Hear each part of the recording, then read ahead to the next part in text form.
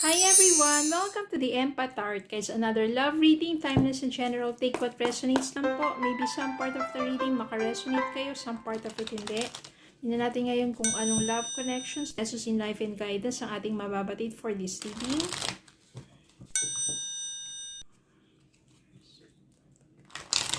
Spirit guys, send me messages. Anong love connections, lessons in life and guidance ang nais ninyo ipapatid sa amin for this reading, mga aral sa buhay, pag-ibig, mga gabay.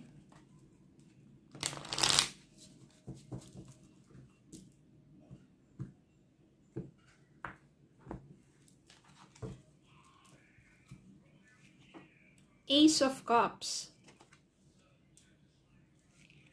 Ace of Pentacles. Dalawang alas na agad. Nine of Cups. Tower in reverse, King of Swords, and Hangman in reverse.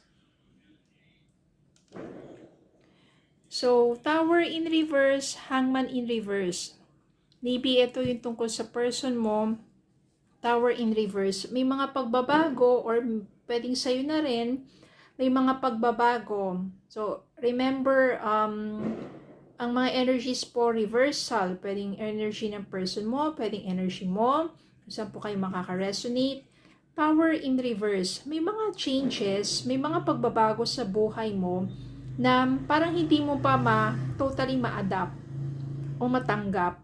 No? Kung ano man yung pagbabago niya, siguro pagbabago na totally wala na kayo ng person mo na minahal mo, pero still, Hangman na naka-reverse, hindi ka na nakastuck pa dun sa puro na lang kakaisip, puro na lang kaka-reflect. Still, di ba? Ngayon, medyo meron ng actions, meron ka ng ginagawa sa buhay mo. Hindi ka na totally nakastuck pa dun sa nakaraan, dun sa person mo. Kaya naman, kailangan mo na siguro, ito yung guidance din dito sa Tower in reverse. Kailangan mo nang ma-adapt kung ano man yung mga changes sa buhay mo. Maybe yung changes na yon is to move forward na with your life without that person. Maybe yung changes na yon is kailangan mo nang matanggap sa sarili mo na iba yung mga bagay na namimiss mo na magkasama kayo before.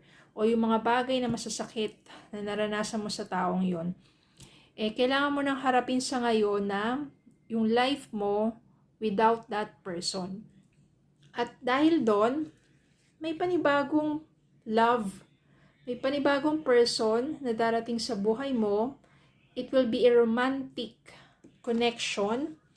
At ito yung magbibigay sa inyo ng panibagong pagkakataon to be happy, to be stable, magkaroon ng isang relasyon na sabihin natin more stable, at pagdating sa finances mo, magkakaroon ka rin ng mga opportunities for you to grow financially, diba? Malaking bagay dito si King of Swords.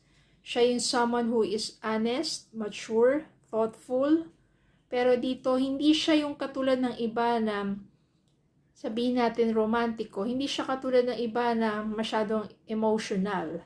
No, parang ito mas more of a being thoughtful. No, hindi niya pinapakita yung romantic gesture niya, pero it's more of palagi na lang yan, being thoughtful. At it will be your wish fulfillment. Kasi kahit ganun yung taong yon, more of a serious type, ganyan, doon mo mararamdaman sa kanya yung wish fulfillment mo pagdating sa isang tao na makakasama mo. Kaya, kung ano man yung pagbabago na yon, kasi siguro before, yung person mo, siya yung kabaliktaran ni King of Swords, siya yung masyadong, di ba, yung ma-emotional, yung cheesy, ganun. Pero itong taong to, hindi, parang kala mo, di ba, hindi man lang siya ganun ka-sweet. Pero it's more of a being thoughtful. Hindi mo alam na palagi kanyang nasa isip at palagi kanyang inaalala. At mararamdaman mo sa kanya naman yung yung care. Kaya nandiyan din si Nine of Cups, so meaning parang wish fulfillment mo na rin yan. Communicate clearly. You only have to communicate clearly kasi minsan siguro baka ma-misinterpret mo yung mga niya, kala mo wala malang ka-sweetness dito sa tao na to, success, at magiging successful naman ang inyong connection. Kaya nga nandiyan si Nine of Cups, wish fulfillment para sa'yo yan. Totally, to adapt sa changes sa buhay mo, nawala na yung past na yun, past is past, for you to take action na sa buhay mo, kumilos ka na sa pagpapalago ng sarili mo, mamimit mo tong taong to, who is more thoughtful, nandiyan yung new romantic connection sa inyong dalawa, at marami ding opportunities na darating sa'yo pagdating sa kabuhayan, trabaho, at more stable na relationship, at it will be your wish fulfillment. Okay, so, tignan natin another message. This is just a quick reading, pero sabihin natin, meaningful. Kasi minsan may mga bagay na kailangan mong i-accept at i-adapt. Lalo na yung mga pagbabago na yun sa buhay mo. Abundance. Keep a positive mindset. Manifest exactly what you want. Gratitude. Bliss. So, it will be abundance. By having positive mindset, and you manifest exactly what you want. At saka nandyan yung gratitude mo, being thankful sa mga blessings mo, you will achieve abundance in life.